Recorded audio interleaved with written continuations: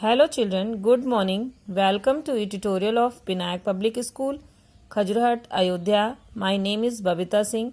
Today I am going to teach you Hindi grammar of class 5th.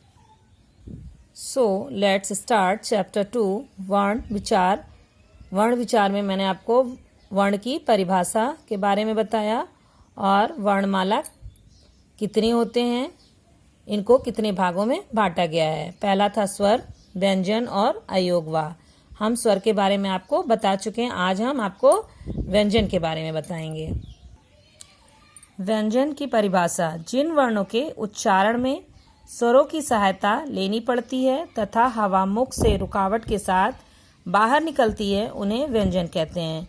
ये संख्या में 33 हैं. इनको हम 3 भागों में बांटते हैं. पहला है स्पर्श व्यंजन, दूसरा है अंतस्थ व्यंजन, तीसरा है ऊष्म व्यंजन.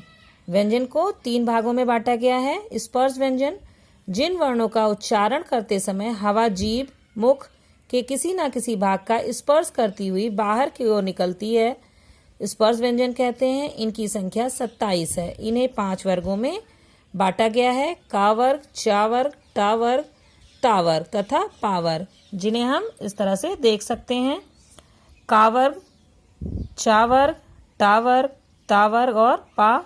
उसके बाद अंतस्थ व्यंजन आता है.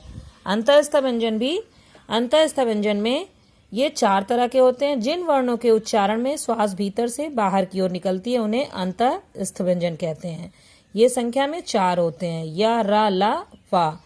उसके बाद आता है ऊष्म व्यंजन. जिन व्यंजनों के उच्चारण में एक प्रकार की सुरसुराहट सी प्रतीत होती है तथा दूसरे शब्दों में मुख से गर्म वायु बाहर निकलती है, उन्हें ऊष्म व्यंजन कहते हैं. ये भी संख्या में 4 होते हैं: श, खष्टी स और हा. उसके बाद आता है अयोगवा.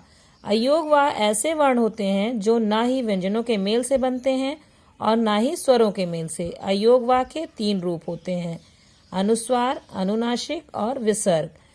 पहला है अनुस्वार. जिन वर्णों के उच्चारण में हवा केवल नाक से बाहर निकलती है, वे अनुस्वार कहलाते हैं.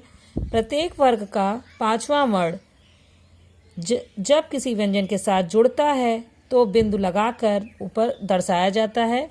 जैसे कि नीचे एग्जाम्पल दिया हुआ है: झंडा, पंछी, कंगन और ग्रंथ. उसके बाद आता है अनुनासिक. अनुनासिक: जिन वर्णों के उच्चारण में हवा नाक और मुख दोनों से निकलती है, अनुनासिक कहलाते हैं. इन्हें चंद्रबिंदी लगाकर दर्शाया जाता है. जैसे कि एग्जाम्पल है आँख, दांत, चांद और टांग. उसके बाद नेक्स्ट विसर्ग. अक्षर के अंत में लगने वाले 2 बिंदु को विसर्ग कहते हैं. इनका उच्चारण हल्के से ह शब्द की भांति होता है, जैसे अतः, पुनः, प्रातः. Thank you.